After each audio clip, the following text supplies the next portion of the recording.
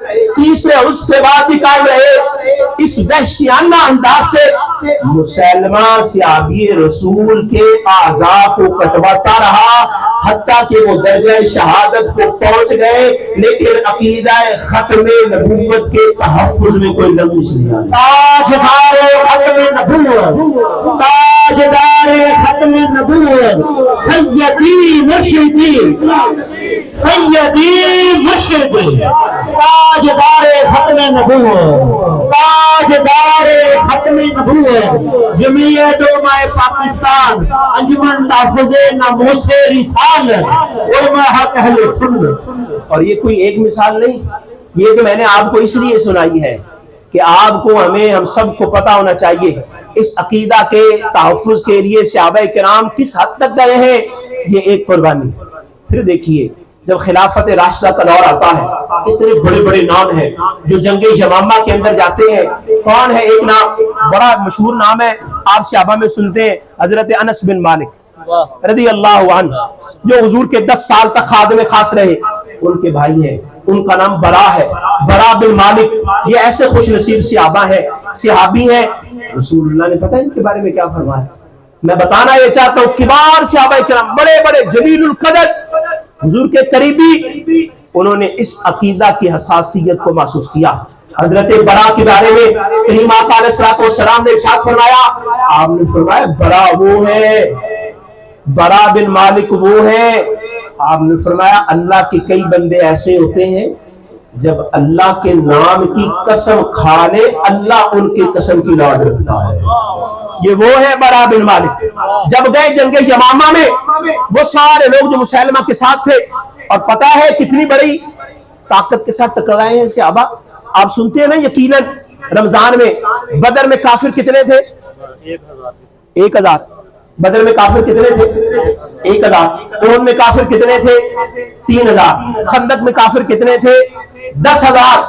سنیے وہ جنگ جو عقیدہ ختم نبوت کے تحفظ کے لیے مسلمانوں نے، صحابہ کرام نے لڑی، مخالفت میں 40,000 لوگ، 40,000 مخالفت میں، 13,000 جلیل القدر نفوس حضور کے صحابہ اکثر وہ بنفس نفیس اس جنگ کو لڑنے کے لیے گئے۔ اور جب مخالفین ایک جگہ قلعے میں بند ہو گئے، جو خاص قلعہ تھا جس میں مسلمہ بھی موجود تھا، آپ ذرا جو ہے وہ تصور کے اندر وہ منظر تو لے کے آئے۔ وہ جب قلعے میں محصور ہو گئے، انہوں نے کہا ہم اپنا بچاؤ کر لیں گے۔ حضور کے ایک صحابی حضرت برا، آپ فرمانے لگے دیگر صحابہ کو، مجھے اٹھا کر اس قلعے کی دیوار سے اندر پھینکو تاکہ میں اندر جا کر قلعے کا دروازہ کھولوں، تم اندر جا کے فتح کر لیں۔ یہ کتنی بڑی جرت ہے، یہ معمولی بات نہیں۔ وہ دشمن جو اندر تیار ہے، وہ دشمن جو دیکھ رہے ہیں، ایک آدمی کیسے مقابلہ کرے گا ان ہزاروں کا؟ یہ کیا بات تھی جس نے حضور کے صحابی حضرت برا کو اس بارے میں ابھارا، تیار کیا؟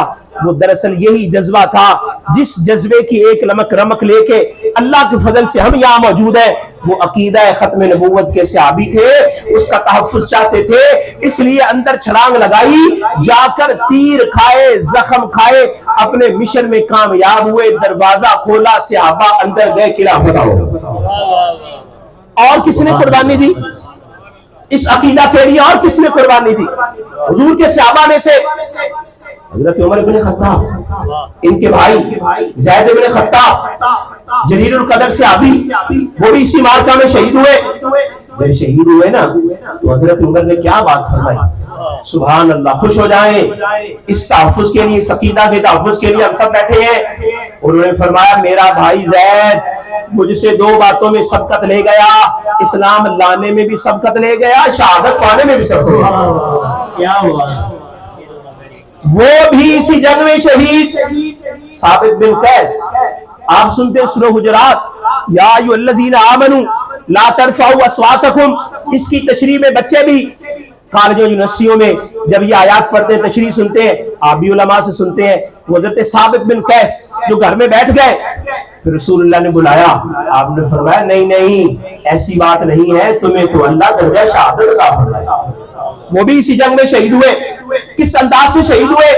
فدائی بن کے گڑھے کے اندر کھڑے ہو گئے، تہیا کر لیا، پیچھے نہیں ہٹوں گا جب تک کہ دشمنوں کو ختم نہیں کر دیتا، یہاں سے اپنے قدموں کو نہیں ہٹا۔ اس کو اور بھی تفصیل، اس کا فائدہ کیا ہوا سنیے، اس کا نتیجہ کیا نکلا۔ صحابہ کرام نے اتنی محنت کی، اس کا نتیجہ یہ نکلا صدیوں تک پھر دوبارہ کسی کو ایسی بات کرنے کی ضرورت نہیں۔ آج ضرورت اسی بات کی ہے کہ ہم بھی اسی انداز سے تیاری کریں، لیکن بدبختی ہوئی اس خطہ ہندوستان کی کہ 19ویں صدی کے اختتام پر، 20ویں صدی کے آغاز پر قادیان کے اندر، جو ہندوستان کے ضلع گرداسپور کا ایک قصبہ تھا، وہاں سے ایک شخص اٹھا، اس نے معاذ اللہ نبوت کا جھوٹا دعویٰ کیا۔ اس وقت الحمدللہ علماء اہل سنت باہر نکلے، اپنے فریضہ کو انجام دیا۔ خاص طور پر علماء میں سے اعلیٰ حضرت عظیم البرکت علیہ الرحمہ نے اس کے خلاف فتویٰ لکھا۔ پھر میرے علی شاہ صاحب رحمۃ اللہ علیہ نے مناظرہ طے کیا۔ لاہور کی بادشاہی مسجد میں پیر صاحب ایک ہفتہ اس کا انتظار کرتے رہے، اس کذاب کو پیر صاحب کا سامنا کرنے کی ہمت نہیں۔ یہی بات یہ شان ہے خدمتگاروں کی، سردار کا عالم کیا ہوگا؟ تاجدار ختم نبوت، تاجدار ختم نبوت، تاجدار ختم نبوت، علماء حق اہل سنت۔ میں بات کو مختصر کروں گا اپنے وقت میں رہتے ہوئے۔ میں نے بنیاد آپ کو سمجھا دی، اس کی حساسیت سمجھا دی، صحابہ کرام کا اس بارے میں کیا موقف تھا، ان کا عمل کیا تھا، ان کی جانیں قربان اس عقیدہ کے تحفظ کے لیے۔ اور پھر ہمیں خوش ہونا چاہیے، الحمدللہ ہم اس ملک کے باسی ہیں۔ پاکستان وہ مملکت ہے دنیا کے اندر کہ جس کے آئین کے اندر باضابطہ طور پر ہمارے اسلاف نے محنت کر کے، یہ ابھی آپ نے سنا نا پیچھے 28ویں ترمیم ہوئی، سنا نا آپ نے 28ویں ترمیم ہوئی آئین کے اندر، آگے بھی کہتے ہوں گی بھئی وہاں کے لوگوں جو وہاں جاتے ہیں نمائندے ان کی مرضی، لیکن آپ کو یہ بات بھی تاریخی طور پر یاد رکھنی چاہیے، آئین کے اندر جو دوسری ترمیم ہوئی 7 ستمبر 1974 کو، اور جس کی قرارداد 30 جون 1974 کو قومی اسمبلی کے اندر قائد اہل سنت، قائد ملت اسلامیہ امام الشاہ احمد نورانی صدیقی نور اللہ مرقدہ نے پیش فرمائی تھی، اس کا نتیجہ 7 ستمبر 1974 کو نکلا۔ آئین کے اندر دوسری ترمیم کر کے یہ بات داخل آئین کر دی کہ مرزائی، قادیانی، احمدی، لاہوری جس بھی نام کو استعمال کرے، ایسے لوگوں کے عقائد اسلام کے خلاف ہیں، ان کا اسلام سے کوئی تعلق نہیں، یہ غیر مسلم عقیدہ ہے۔ اور ابھی اللہ اکبر، یا رسول اللہ، زندہ باد، زندہ باد، نورانی نورانی نورانی، زندہ باد، زندہ باد۔ یہ بات بھی آپ کو یاد رکھنی چاہیے، جیسے سن 1900 کی میں نے بات بتائی نا، پیر صاحب کا مناظرہ، اور یہ بات بھی تاریخی طور پر آپ کو یاد ہونی چاہیے۔ 1908 کے اندر مرزا مر گیا، مرزا کا پہلا جانشین، اس کا سسر یہاں بھیرے کا رہنے والا، اس کا نام حکیم نور الدین تھا۔ 1908 سے لے کے 1915 تک وہ جماعت کو لے کے چلتا رہا۔ 1915 میں ایک اختلاف ہو گیا، اور یہ بھی سادہ لوگوں کو کہتے ہیں لاہوری تو نہیں مانتے نبی، لاہوریوں کے بارے میں، اور قائد سنت نے پوری بات بتائی، لاہوری گئے بھی، انہوں نے کہا اس قرارداد میں سے ہمارا نام نکال دو۔ چند جملوں میں آپ کو بتاؤں یہ لاہوری ربوہ میں فرق کیا ہے؟ فرق صرف کرسی کا ہے، فرق جو ہے وہ صرف اقتدار کا ہے۔ 1915 میں وہ جو مرزے کے ساتھ وفادار تھے نا، پرانے چلے آ رہے تھے، وہ کہتے تھے جماعت کو ہم لے کے چلیں گے۔ کچھ لوگوں نے کہا نہیں نہیں، اس کے گھر کا فرد ہونا چاہیے، جو اس کا بیٹا تھا جس کا نام بشیر الدین محمود احمد تھا، وہ جن لوگوں نے بشیر کا ساتھ دیا وہ بعد میں پاکستان بنا یا ربوہ کے اندر آ گئے، جنہوں نے ساتھ نہ دیا وہ لاہوری گروپ بن گئے، بس اور کوئی فرق نہیں تھا۔ 1915 سے لے کر 1965 تک مرزا بشیر ان کی جماعت کو لے کر چلتا رہا۔ 1965 से लेकर 1983 तक, जिसके अंदर 1974 भी आया, और वो कौमी असेंबली की सारी कार्रवाई। अब वक्त खत्म हो गया जो शाह साहब ने मुझे दिया, इंशाल्लाह फिर कभी याद करेंगे तो आपको सारी रुईदाद सुनाऊंगा। वो 1974 में जो हुआ वो छिपा हुआ नहीं है, वो 1974 में असेंबली में जो हुआ वो अल्लाह के फजल से छुपा हुआ नहीं है, 3000 सफहात पर छपा हुआ। और अल्हम्दुलिल्लाह अल्लाह ने इस फकीर को तौफीक दी, अव्वल तो आखिर 5 जिल्दों में वो कार्रवाई गवर्नमेंट ने 1974 में इन कैमरा की, 2012 में 38 सालों के बाद उसे शाया किया। मिर्जाई बड़े कहते थे इस शहर में, उस चौक में कहा उनका मुरब्बी जाता, वो कहता छापते नहीं उन 38 सालों में, छापो छापो उसको छापो, तुम्हें पता चल जाएगा क्या है हक। अल्लाह के फजल से जब से छपी है 2012 से लेके 2025 तक जो जो पढ़ता चला जाता है, खुसूसन जो मिर्जाई वो दामन इस्लाम से वाबस्ता होता था। इंशाल्लाह आपको वो भी रुदा सुनाई क्या हुआ 1974 में, हकीकत क्या थी, कौन कौन था, सवालात क्या थे, अंदाज क्या था। 1984 में वो तीसरा इनका बड़ा जिसका नाम मिर्जा नासिर था वो भी मर गया।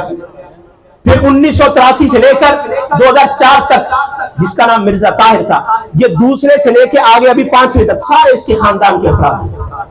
और 1984 से जिसने जमात संभाली जिसका नाम मिर्जा ताहिर था।